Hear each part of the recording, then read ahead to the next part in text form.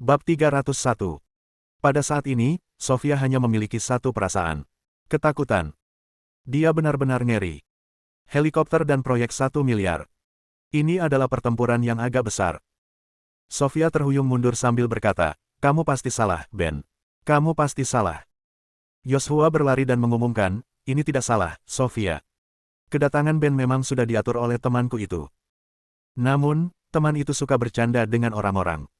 Dia hanya bercanda tentang helikopter dan proyeknya. Meskipun demikian, emas dan perhiasan semuanya asli." "Terima kasih, Ben. Terima kasih banyak." Kerumunan terkejut. Akan baik-baik saja jika helikopter dan proyek itu hanya lelucon belaka. Joshua mengulurkan tangan untuk menjabat tangan Ben. Namun, Ben memelototinya dengan jijik. "Siapa kamu? Aku tidak mengenalmu. Juga, saya tidak bercanda. Saya memberikan helikopter dan proyek secara gratis. Jika Anda melanjutkan omong kosong Anda, saya akan menuntut Anda karena pencemaran nama baik." Joshua langsung ketakutan. Situasi yang canggung. Dia tidak di sini untukku.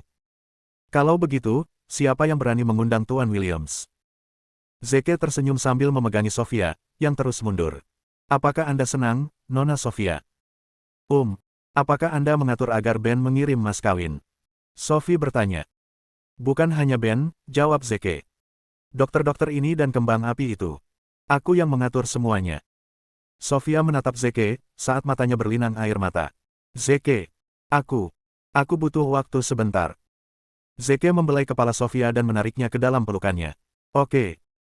Kemudian, Ben berjalan ke arah Zeke dan membungkuk sebelum berkata, "Keluarga Williams sekarang berada di ambang kehancuran, Tuan Zeke.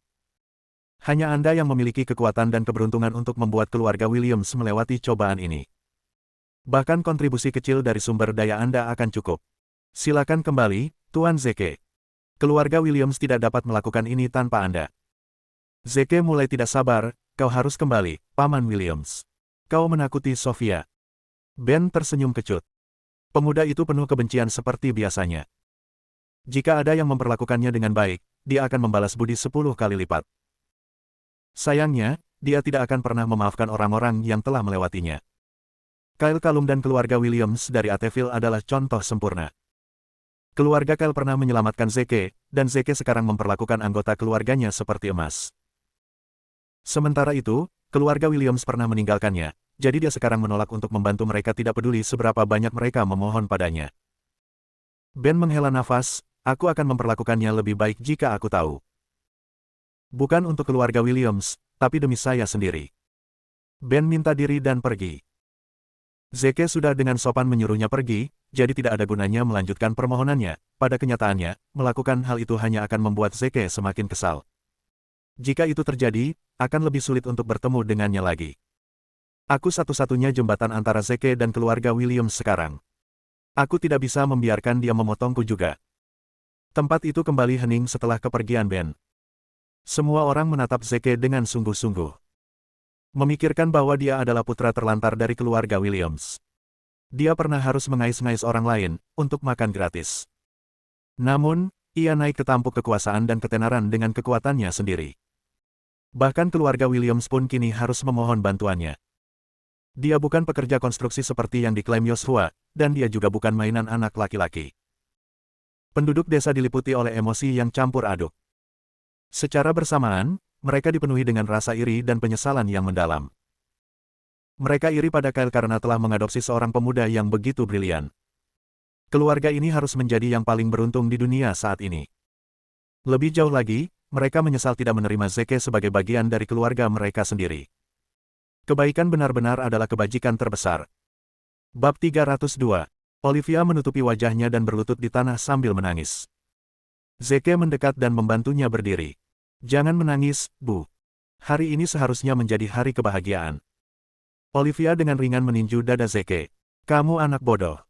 Kamu berubah dari tidak memiliki apa-apa menjadi sosok yang begitu kuat. Kamu pasti telah melalui banyak hal.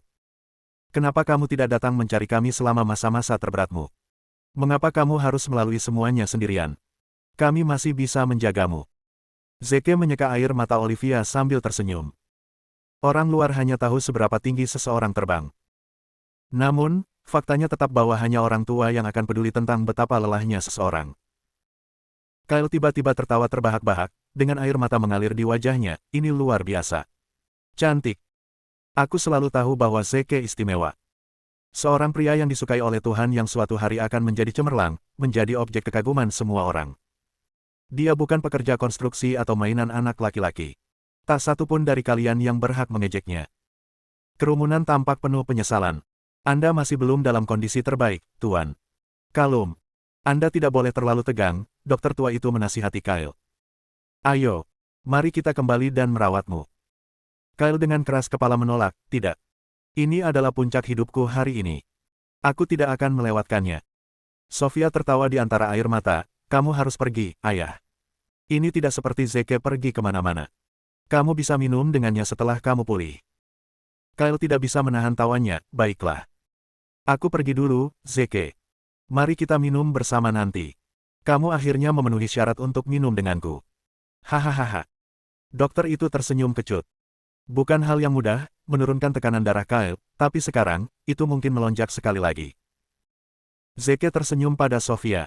Kau ratu hari ini, Sofia. Semua orang di bawah kekuasaanmu, termasuk aku.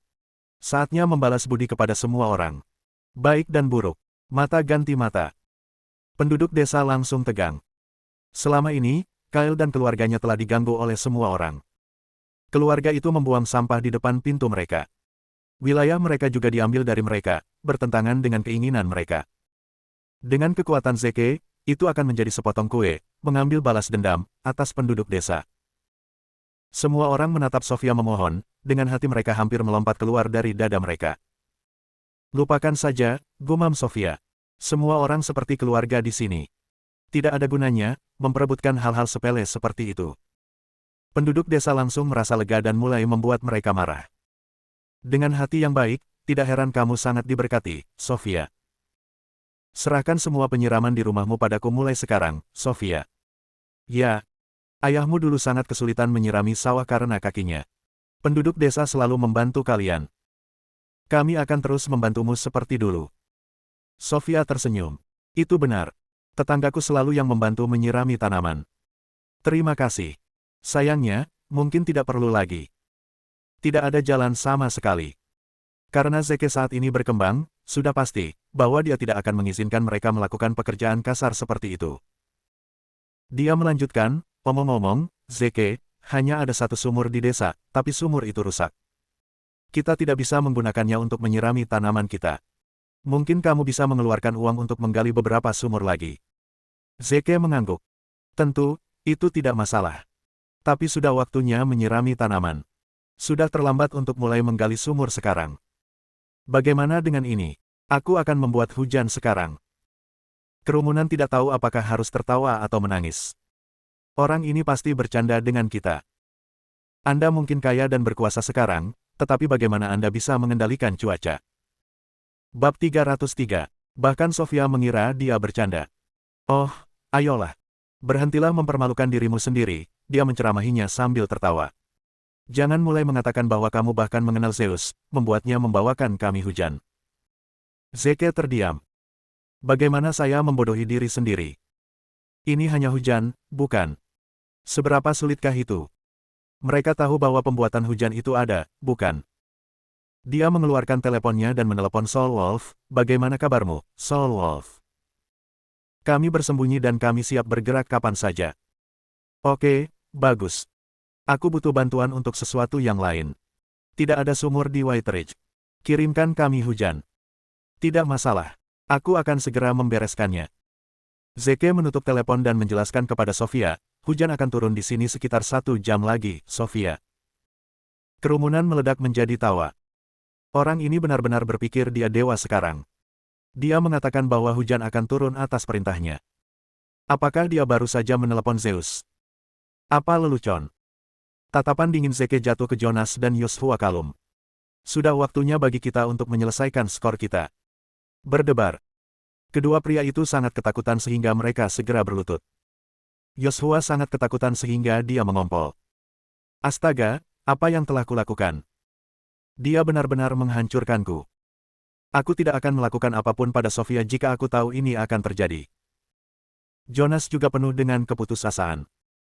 Dia memikirkan kembali bagaimana dia berniat untuk menghancurkan Zeke, dengan bekerja dengan Tuan Forest untuk 50.000. Seandainya dia tahu betapa menonjolnya Zeke, dia tidak akan melakukannya. Bahkan untuk 50 juta. Duo ayah dan anak itu mulai memohon, saat air mata mengalir di wajah mereka. Kami salah, Zeke. Mohon ampuni kami. Kami mohon. Aku berjanji tidak akan mengganggu Sofia lagi. Ya. Mulai sekarang, kita akan tinggal 1 mil jauhnya dari manapun Sofia berada. Seolah-olah Zeke akan melepaskan mereka dengan mudah. Kamu membuat kakak perempuanku menangis 2 kali.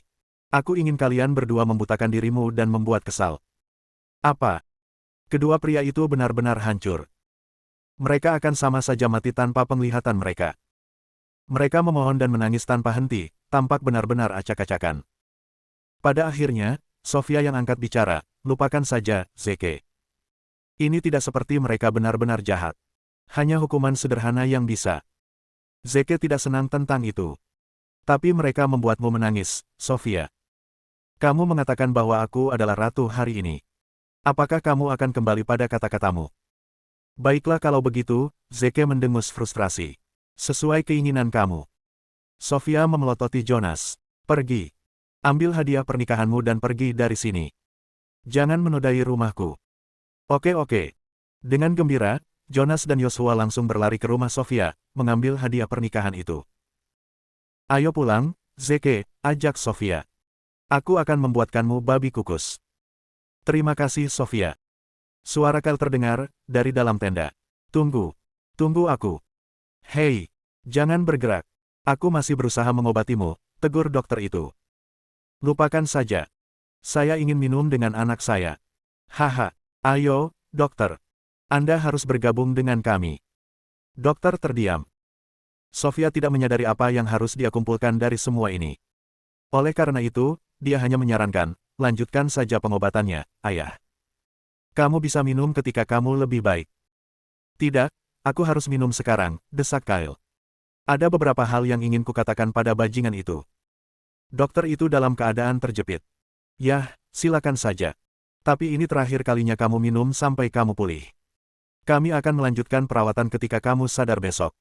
Lagi pula kamu tidak keberatan tinggal di sini selama 1 atau 2 hari lagi. Kyle tertawa, itu tidak masalah sama sekali. Bawakan kami minuman keras yang enak, Zeke. Bab 304. Sejujurnya, Zeke tidak perlu pergi mencari minuman keras, karena toko swalayan desa secara sukarela menawarkan mereka beberapa. Restoran juga telah memasak berbagai hidangan untuk mereka. Zeke menawarkan untuk membayar makanannya, tetapi mereka semua menolak untuk mengambil uangnya. Bagaimanapun, mereka melakukan semua ini untuk mendapatkan poin brownies dengan Kyle dan keluarganya. Kyle sangat gembira. Dia mulai menenggak minuman keras setelah pesta, tidak pernah berhenti tertawa. Sekitar setengah jam kemudian, guntur terdengar di White Ridge. Hujan segera mulai turun. Daerah itu hanya akan mengalami hujan seperti itu, setiap beberapa tahun sekali. Kyle terhuyung-huyung menuju pintu dengan botol di tangan. Matanya memerah saat dia menatap hujan yang turun. Putraku berhasil. Dunia ada di bawah perintahnya. Dia sekarang bisa memanggil hujan dan badai hanya dengan lambaian tangannya. Dia melemparkan kembali minumannya dan menghabiskan setiap tetesnya. Kemudian, dia mulai jatuh ke tanah. Zeke yang gesit dengan cepat memegang pria itu. Kau terlalu banyak minum, ayah. Istirahatlah. Kyle benar-benar sia-sia, tetapi dia tidak bisa berhenti bergumam, kamu berhasil, Zeke. Bagus sekali. Aku benar tentangmu. Sofia mengakui kepada Zeke setelah membawa Kyle kembali ke kamarnya, hadiahmu terlalu berharga untuk digunakan olehku, Zeke. Kamu harus mengambilnya kembali untuk dirimu sendiri. Jangan menjual dirimu sendiri, Sofia, jawab Zeke. Kakakku harus menikmati hal-hal terbaik dalam hidup. Bagaimana itu bisa terlalu berharga untukmu? Aku bahkan berpikir bahwa itu mungkin tidak cukup baik untukmu. Melihat betapa ngototnya Zeke, Sofia hanya bisa mencoba bernegosiasi, bagaimana dengan ini? Aku akan menyimpan perhiasan itu sebagai kenang-kenangan. Kamu harus mengambil helikopter dan memproyeksikan kembali. Lagi pula aku tidak bisa menerbangkan helikopter, jadi itu akan sia-sia. Aku akan memberimu pilot. Puff. Sofia tertawa. Kamu benar-benar berpikiran cepat, tapi lupakan saja. Aku takut ketinggian jadi tidak akan pernah berani naik helikopter. Untuk proyek, aku terlalu tidak berbudaya. Aku tidak tahu apa-apa tentang manajemen. Jika kamu mengizinkanku, aku hanya akan menghancurkannya. Tidak apa-apa, Sofia. Kamu tidak perlu melakukan apapun, seperti bos. Yang akan kamu lakukan hanyalah menghitung uangmu setiap hari. Serahkan semua operasi konstruksi kepada bawahanmu. Sofia bingung, aku hanya gadis desa yang bodoh. Mereka tidak akan pernah mendengarkanku. Bagaimana jika seseorang mencoba berkomplot melawanku, mengacaukan proyek? Zeke merenungkan ini sejenak. Bagaimana dengan ini, Sofia? Aku akan menjadikan proyek ini bagian dari Linton Group. Kamu akan mendapat dukungan Linton Group, jadi tidak ada yang berani diam-diam membuat masalah atau menipumu. Sofia menoleh ke ibunya. Olivia tersenyum. Karena Zeke begitu bijaksana, mungkin kamu harus menerimanya, Sofia. Sofia mengangguk. Kemudian, Zeke menyampaikan kepada Olivia, Bu, aku datang ke sini dengan maksud untuk membawamu dan ayah tinggal di kota. Kemasi tasmu dan kita akan berangkat besok. Namun, Olivia hanya menggelengkan kepalanya sambil tersenyum. Aku sangat menghargai pemikiran itu, Zeke. Tapi kita lahir di sini dan dibesarkan di sini. Ini adalah rumah kita. Meninggalkan tempat ini dan pergi ke tempat lain hanya akan sulit bagi kita. Jika kau benar-benar ingin menunjukkan rasa terima kasihmu, kembalilah dan kunjungi kami lebih sering. Olivia tetap gigih tidak peduli berapa banyak Zeke mencoba membujuknya, jadi dia hanya bisa menyerah. Mereka sudah pada usia seperti itu. Mereka mungkin tidak terbiasa tinggal di tempat lain. Tiba-tiba, Sofia mengeluarkan secarik kertas dari sakunya dan menyerahkannya kepada Zeke. Apakah kamu masih ingat ini, Zeke? Zeke dengan hati-hati membuka lipatannya, hanya untuk berubah menjadi merah, saat dia menyadari apa itu. Bab 305. Catatan ini adalah arsip Zeke di masa lalunya. Surat cinta yang dia tulis untuk Sofia saat dia masih muda dan polos. Tulisan tangan dan pesannya tampak kekanak-kanakan, tetapi itu adalah perasaannya yang paling murni dan paling tulus. Kembalikan itu padaku, Sofia, dia menyindir dengan seringai konyol. Aku masih muda dan bodoh saat itu. Ya, benar, kata Sofia sambil menyimpan surat itu. Aku menyimpan ini untuk ditunjukkan kepada calon adik iparku. Gelak tawa pecah di dalam kamar. Keesokan harinya, Zeke mengucapkan selamat tinggal kepada mereka setelah sarapan. Keluarga yang terdiri dari 3 orang berdiri di pintu untuk mengantarnya pergi. Banyak penduduk desa juga datang, untuk mengirim Zeke. Dia masuk ke mobilnya dan melaju pergi, tidak pernah melihat ke belakang. Dia takut dia akan merindukan Sofia, jika dia menoleh. Sofia kembali ke kamarnya dan menangis. Aku juga mencintaimu, Zeke, dia tersedak, menggenggam erat surat cinta itu. Sayangnya, aku tidak cukup baik untukmu. Maaf. Sedangkan di dalam rumah Jonas dan Yosua kalum. Mereka berdua telah mengalami penghinaan total di depan seluruh desa kemarin. Mereka tidak bisa lagi keluar rumah. Terlebih lagi, sekarang proyek itu ada di tangan Sofia, dia pasti akan mengusir mereka. Itu akan menjadi perjuangan untuk memenuhi kebutuhan. Orang-orang itu merokok tanpa henti, tampak sangat menyedihkan. Mereka bahkan tidak repot-repot untuk sarapan. Tiba-tiba ponsel Yosua berbunyi. Matanya menyala saat dia mengeluarkannya dan melirik ke arah layar. Itu adalah surat perintah penangkapan yang datang dari dunia bawah tanah distrik Riverdale. Orang yang dicari adalah Zeke Williams. Siapapun yang memberikan petunjuk tentang Zeke Williams akan diberikan 500.000. Mereka yang mengetahui keberadaannya akan langsung diberikan 1 juta. Yosua sangat gembira, Ayah. Ini kesempatan kita untuk membalas dendam. Namun, Jonas menamparkan wajah Yosua. Persetan. Kenapa kamu masih berpikir untuk membalas dendam? Zeke Williams adalah anggota keluarga Williams di Ateville. Melawannya tidak ada bedanya dengan menggali kuburan kita sendiri. Jangan pernah berpikir untuk menyeretku bersamamu. Saya peringatkan Anda, bersihkan mata Anda dengan baik sebelum Anda menyebabkan lebih banyak masalah.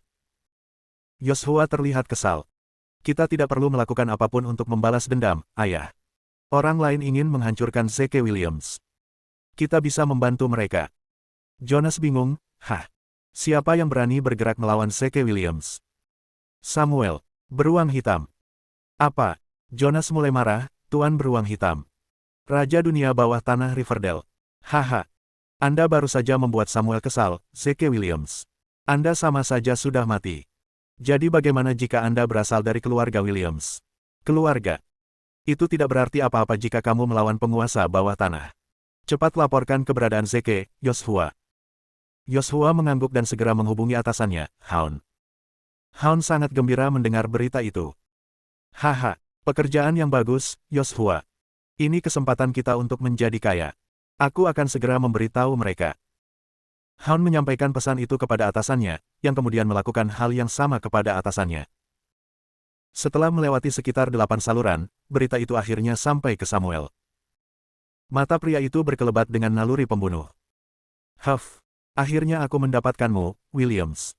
Ini akan menjadi peringatan kematianmu 1 tahun dari hari ini. Namun, bajingan itu sekarang ada di White Ridge. Dia harus melewati pusat kota yang sibuk. Tidak akan mudah untuk pindah ke sana. Berikan perintah ini. Cari tahu cara untuk menarik Zeke Williams ke dermaga terbengkalai Duns, dengan imbalan 1 kali 10 juta.